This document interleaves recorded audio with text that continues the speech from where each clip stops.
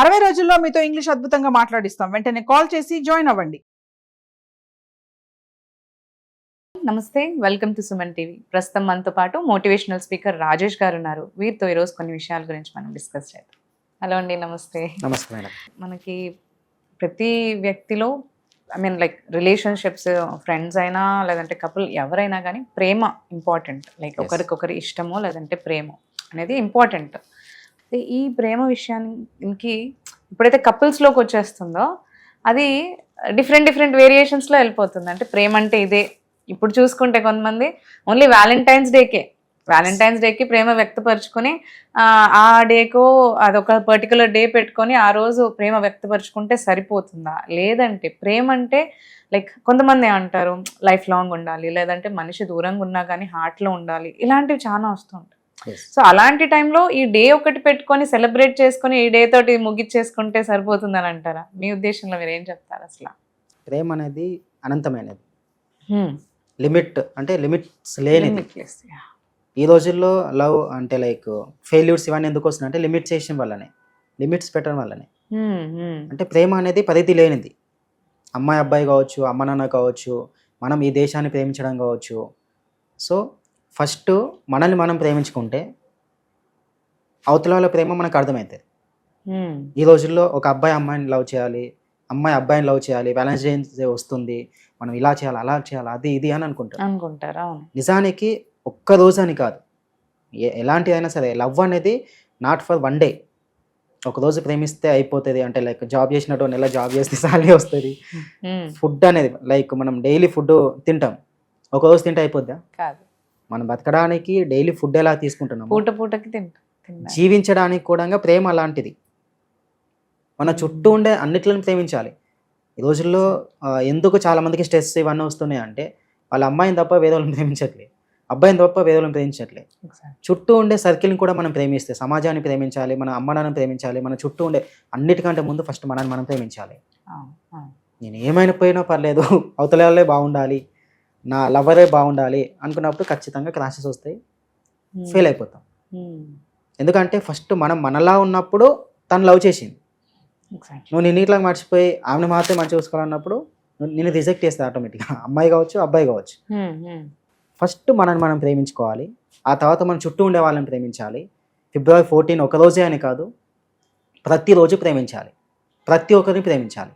మనం ఉంటున్న భూమిని కావచ్చు, మనకి ఇంత మంచి ఆక్సిజన్ ఇస్తున్న చెట్లను కావచ్చు. ఇప్పుడు ఒక మంచి మాట ఉంటుంది, ఒక రోజా ఫ్లవర్ని ప్రేమిస్తే నీళ్ళు పోస్తామంట, ఇష్టపడితే తెంపుకొని పోతాం. ఎగ్జాక్ట్లీ. ఈ ఫ్లవర్ నాకు కావాలి అనుకుంటే దాన్ని తుంచేసుకొని తీసుకెళ్తాం, కానీ నిజంగానే ప్రేమిస్తే వాటర్ పోస్తాం. ఈ రోజుల్లో ఇష్టపడుతున్నది కానీ ప్రేమించట్లే, అందుకే చాలా క్రాషెస్ వస్తున్నాయి. సో ఇష్టానికి ప్రేమకి చాలా కొన్ని లాంగ్ మైల్స్ డిస్టెన్స్ ఉంది. ఎందుకంటే ఇష్టపడితే వాళ్ళ కోసమే చేయాలనుకుంటారు, అంటే నాకే కావాలనుకుంటారు. ఇష్టం అనేది, ఫర్ ఎగ్జాంపుల్ నాకు బిర్యానీ అనేది ఇష్టం, అది మనం మాత్రమే తింటాం. సో అవతల వాళ్ళని కూడా మనం ప్రేమించినప్పుడు వాళ్ళు మనల్ని ఇష్టపడినా పడకపోయినా, ప్రేమించినా ప్రేమించకపోయినా, ప్రేమిస్తున్నా అంటే ప్రేమ ఇస్తున్నా తిరిగి ఎక్స్పెక్ట్ చేసే రైట్స్ లేవన్నమాట. ప్రేమించడం, ప్రతి ఒక్కరు ప్రేమించడం నేర్చుకుంటే లైఫ్లో ఎలాంటి క్రాసెస్ ఎట్లా ఉండవు. ప్రేమించడం అంటే అమ్మాయి అబ్బాయి అని కాదు, ప్రతి ఒక్కరు. అమ్మ నాన్నలు పిల్లలు ప్రేమిస్తారు, పిల్లలు అమ్మ నాన్నని ప్రేమిస్తారు, సొసైటీని ప్రేమించాలా, మనం చుట్టూ ఉండే ప్రతి ఒక్కరిని ప్రేమించాలి. అప్పుడు దేశం మొత్తం ప్రేమమయం అయిపోతుంది. ప్రతి ఒక్కరు చెప్తున్నది ఇదే, love your self, love others, love nature, love everything.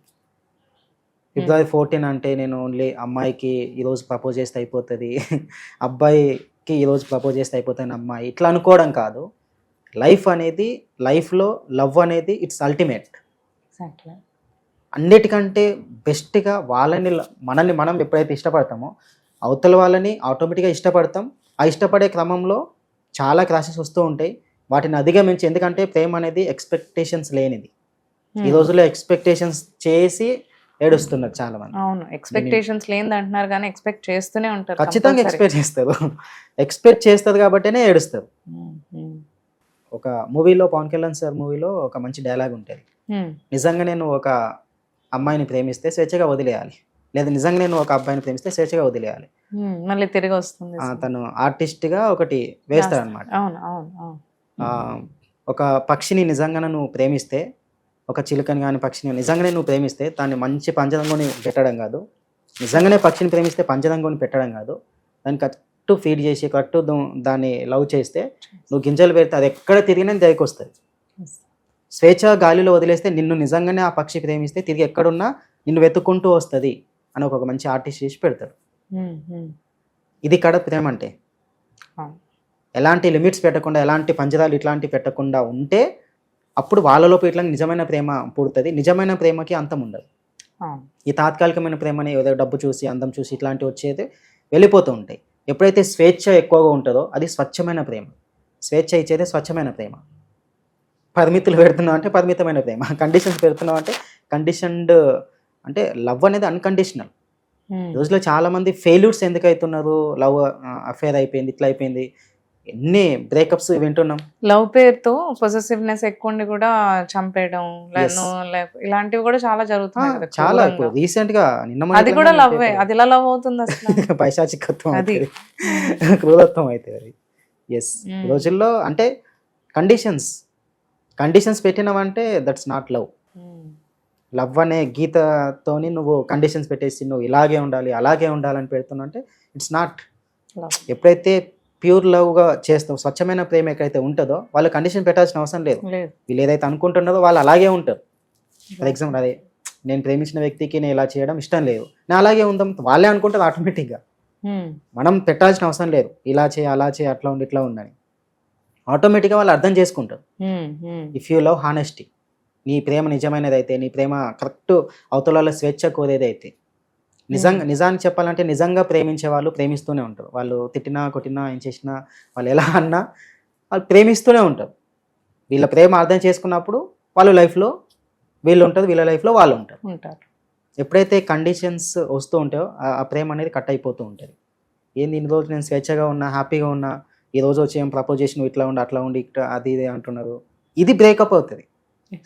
చాలా బ్రేకప్స్ ఎందుకు అవుతున్నాయి అంటే బౌండరీస్ అలాంటి బౌండరీస్ పెడుతున్నది కాబట్టి బౌండరీస్ ఉంటే బ్రేక్ చేస్తారు. సో ఎప్పుడైతే బౌండరీస్ ఉంటుందో బ్రేకప్ అయిపోతారు. ఎలాంటి బౌండరీస్ పెట్టకపోతే, ఎలాంటి కండిషన్స్ పెట్టకపోతే అది లైఫ్ లాంగ్ ఉంటుంది. వెల్ సెడ్ అండి. Thank you so much. Thank you madam.